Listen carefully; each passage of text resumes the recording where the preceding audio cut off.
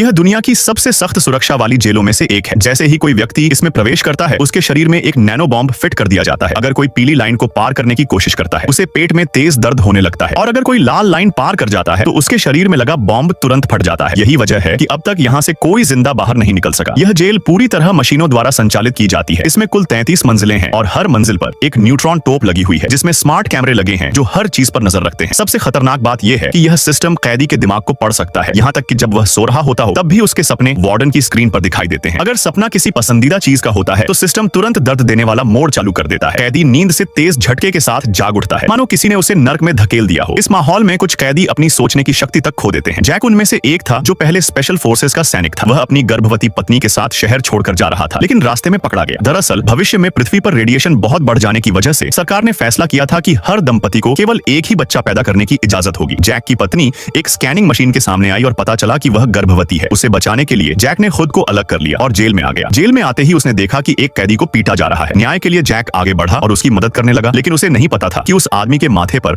8 बिंदुओं वाला टैटू है जो केवल सबसे खतरनाक अपराधियों को दिया जाता है। वह आदमी बहुत ताकतवर था और जैक उसे हरा नहीं सका। शुक्र है कि कैमरे ने सब रिकॉर्ड कर लिया और अलार्म बज उठा। इसके बाद तीनों को लेजर बार वाली एक पिंजरे में बंद कर दिया गया। अगर थोड़ा भी हिले तो लेजर से जल जाए। सिस्टम ने पूछा कि झगड़ा किसने शुरू किया था, लेकिन कोई जवाब नहीं दे रहा था। तब जैक आगे बढ़ा और खुद को दोषी ठहराया। उसे वार्डन के ऑफिस ले जाया गया, जहां उसे पता चला कि उसकी पत्नी को भी किसी दूसरी जेल में रखा गया है। यह सुनकर जैक बेचैन हो गया और अपने साथी से पूछा कि महिलाओं को कहां रखा जाता है। ठीक उसी क्षण वही गुंडा पीछे से अचानक हमला कर उस पर टूट पड़ा और मारने लगा। वार्डन सब देख रहा था, लेकिन कुछ नहीं बोला, बल्कि उसने पुल हटा दिया ताकि लड़ाई और भड़क जाए। लेकिन जैक ने उसकी कमजोरी पकड़ ली और उसे हरा दिया। अब वह गुंडा पुल से लटक रहा था और वार्डन ने जैक से कहा कि उसे नीचे फेंक दो। जैक कुछ पल रुका, फिर उसे बचाने की कोशिश करने लगा। यह पहली बार था जब किसी ने वार्डन के आदेश का पालन नहीं किया। वार्डन गुस्से से आग बबूला हो गया और उस कैदी को मारने का ऑर्डर दिया। न्यूट्रॉन तोप से निकली गोली ने उसकी छाती को छलनी कर दिया। उसी पल जैक ने मौका देखकर पास पड़ा एक बॉम्ब छिपा लिया। इसके बाद वार्डन ने जैक को एक ऐसी मशीन से बांध दिया जो 360 डिग्री घूमती थी और उस पर लगातार 3 दिन तक प्रयोग किए गए। इसी बीच वार्डन ने जैक की पत्नी को अपने ऑफिस बुलाया, लेकिन उसने जैक को धोखा नहीं दिया, बल्कि वह जैक की मदद करने का रास्ता ढूंढने लगी। एक दिन उसने एनेस्थेटिक और शराब मिलाकर वार्डन को पिला दी। वार्डन ने फिर जैक के दिमाग को स्कैन किया और उसकी यादों में घुसने लगा। जैक ने सपने में खुद को बचपन में एक गड्ढे में फंसा देखा। फिर उसकी पत्नी गड्ढे के किनारे पर झुककर हाथ बढ़ाती है, लेकिन जैसे ही छोटा जैक उसका हाथ पकड़ता है, जैक हकीकत में जाग जाता है। उसे यकीन हो गया कि उसकी पत्नी अभी जिंदा है और यह उम्मीद उसके जीने का फिर से कारण बन गई। अब कैदी उस बॉम्ब को ध्यान से जांचने लगे जिसे जैक ने चुपके से उठा लिया था। इधर जैक की पत्नी ने वार्डन के कंप्यूटर से जेल का नक्शा निकाला और जॉन को दे दिया। उन्होंने लेजर स्कैनिंग के बीच से निकलने का रास्ता ढूंढ लिया, लेकिन बाहर निकलने का केवल एक ही रास्ता था और वह तब तक बेकार था जब तक शरीर में लगा बॉम्ब न निकाला जाए।